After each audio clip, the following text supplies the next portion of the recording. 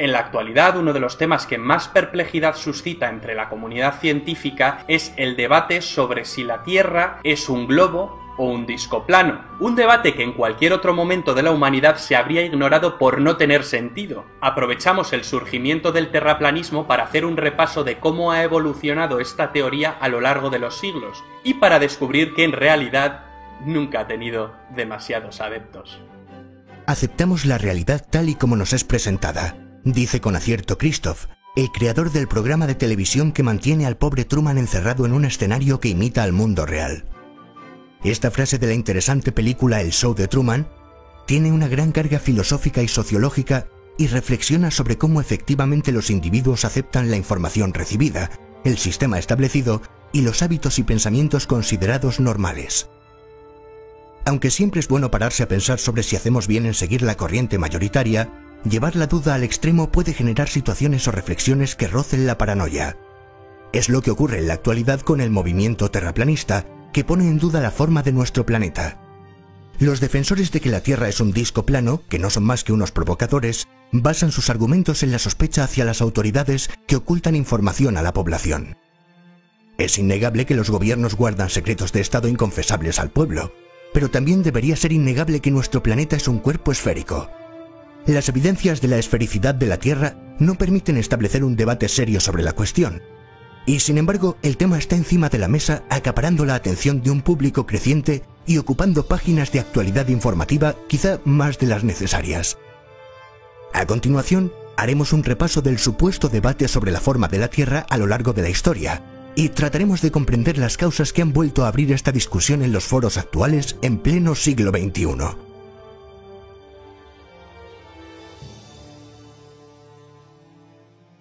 Se reconoce a Tales de Mileto como el primer filósofo de Occidente. Bien, vamos a situarnos en el marco mental de una persona del siglo VI a.C. para tratar de entender su teoría de que la Tierra es una isla que flota en el agua. Quizás hubiera escuchado las historias de la mitología mesopotámica que hablaban de un disco plano de piedra en medio de un gigante océano. En la época de Tales, los pitagóricos también defendían la idea de que el mundo era una gran extensión plana, si bien su líder nunca había dicho tal cosa.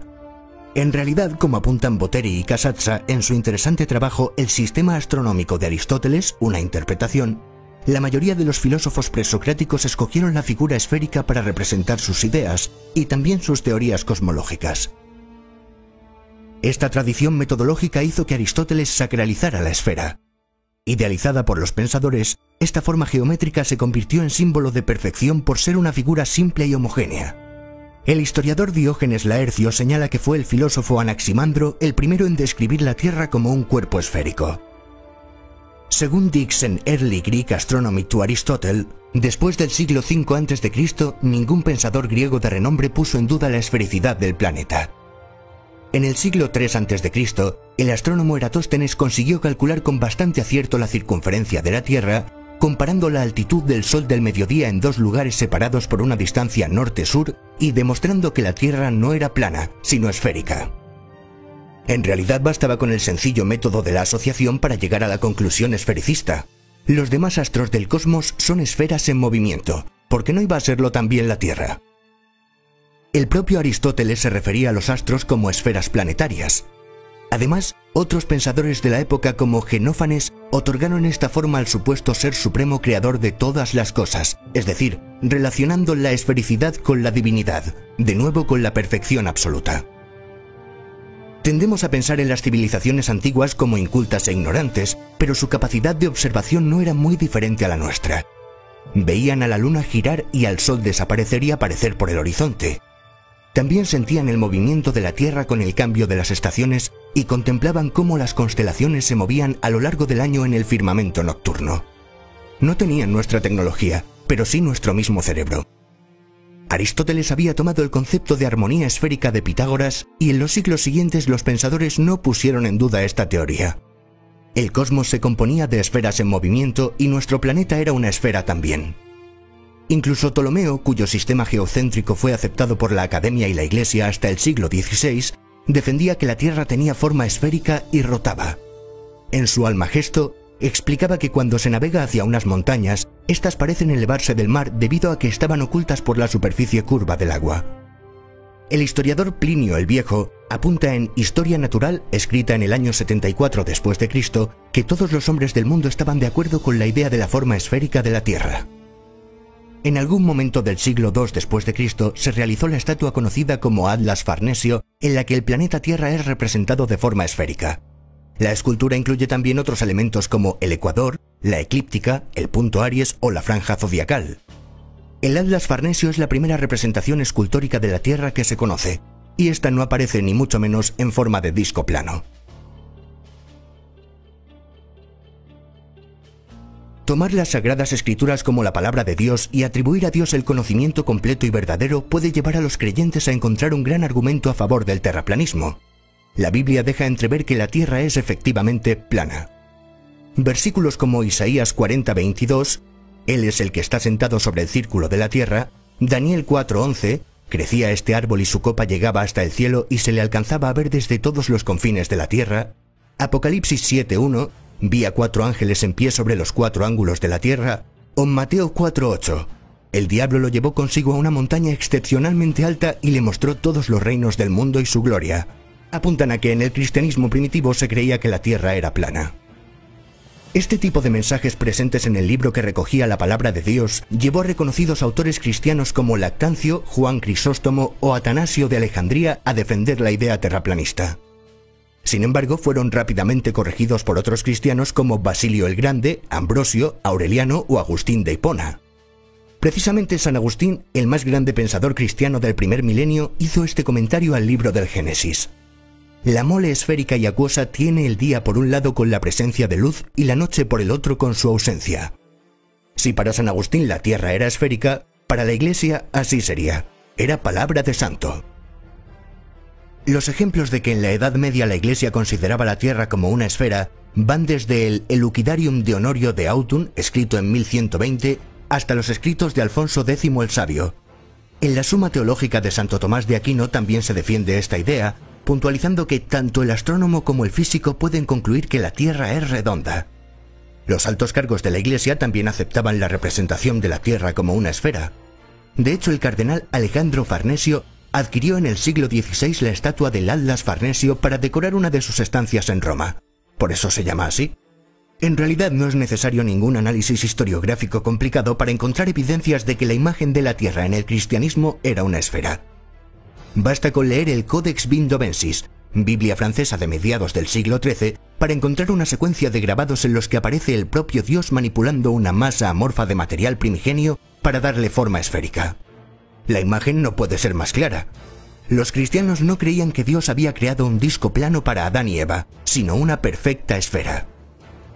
En el año 1230, el monje y astrónomo Johannes de Sacrobosco publicó De Sfera Mundi, el tratado de astronomía más importante de la Edad Media. En sus ilustraciones no dejaba duda. Los astros eran esferas y la Tierra también lo era. Esto puede hacernos pensar en la seriedad del debate terraplanista que se plantea en 2019. Si un monje cristiano del año 1230 defendió la esfericidad de la Tierra, ¿por qué tanta gente lo pone en duda hoy en día?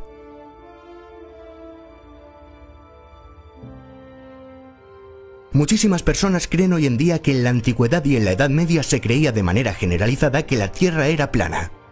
Esta idea socialmente tan aceptada en el siglo XXI es completamente falsa. Esto es conocido como mito de la Tierra plana. La gente que da por hecho este mito, que es más común de lo que pensamos, está equivocada, y creo que ha quedado bien demostrado. Una mentira repetida 1000 veces acaba convirtiéndose en verdad. Y hay quien piensa incluso que en tiempos de Cristóbal Colón todo el mundo ponía en duda que la Tierra fuera una esfera. Pues no, ninguna persona cultivada ponía en duda esto. Ni en la antigüedad ni en la Edad Media se había generalizado que la Tierra era plana. Desde los musulmanes andalusíes hasta los cristianos armenios tenían claro que la Tierra era una esfera. Para Dante también era obvio que vivimos en un planeta esférico. Así lo describe en la Divina Comedia, obra que comenzó a escribir en 1307. Al acabar la primera circunnavegación del mundo en 1522, Juan Sebastián Elcano y los hombres que le acompañaban pudieron obtener sobradas evidencias científicas que demostraban la esfericidad del planeta al regresar al punto de partida navegando hacia el oeste. No era necesario repetirlo porque en 1522 nadie proponía el debate de la forma de la Tierra, nadie planteaba que pudiera ser un disco plano. Pero ¿por qué este mito de la Tierra plana? Quizás la representación del mundo como un disco plano en algunas pinturas medievales ha ayudado a extender el mito. El Bosco dibujó una tierra plana en el exterior de su famoso tríptico El Jardín de las Delicias de 1505, puede que inspirado por una lectura literal de la Biblia. Pero la propuesta más aceptada es que, en plena transformación mental por la teoría de la evolución, entre 1870 y 1920, los historiadores popularizaron el mito de que en siglos pasados se había creído que la Tierra era plana. Historiadores actuales como Stephen Jay Gould, David Lindbergh, Ronald Numbers y especialmente Jeffrey Barton Russell han planteado que el marco mental establecido por la teoría de la evolución propició una mirada degenerativa del pasado.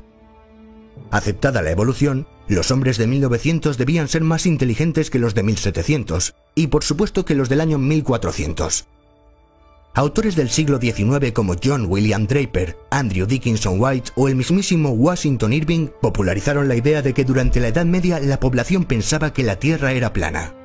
Irving escribió La vida y viajes de Cristóbal Colón, narrando cómo los marineros sentían miedo de caer más allá del borde del mundo, cuando en realidad la tripulación que se enrolaba en estos viajes solía saber que el mundo no tenía bordes. La superchería siempre ha existido, pero para la gente cultivada y para la Iglesia, como hemos dicho antes, no había ninguna duda. Este tipo de licencias literarias generaron una idea que costará mucho borrar del imaginario popular. Como un rumor contado de padres a hijos, durante el siglo XX se extendió la imagen de los siglos anteriores a la Edad Moderna como épocas de oscuridad intelectual. Es extraño que nadie se detuviera a pensar la evidencia. Hace 2500 años que el ser humano sabe que el planeta en el que vive es una esfera, y así lo atestigua la producción intelectual de cualquier momento de la historia. Eso es todo por hoy. Si quieres que continuemos hablando de dónde salen los actuales terraplanistas desde un enfoque histórico, dale like a este vídeo y comenta para que hagamos una segunda parte.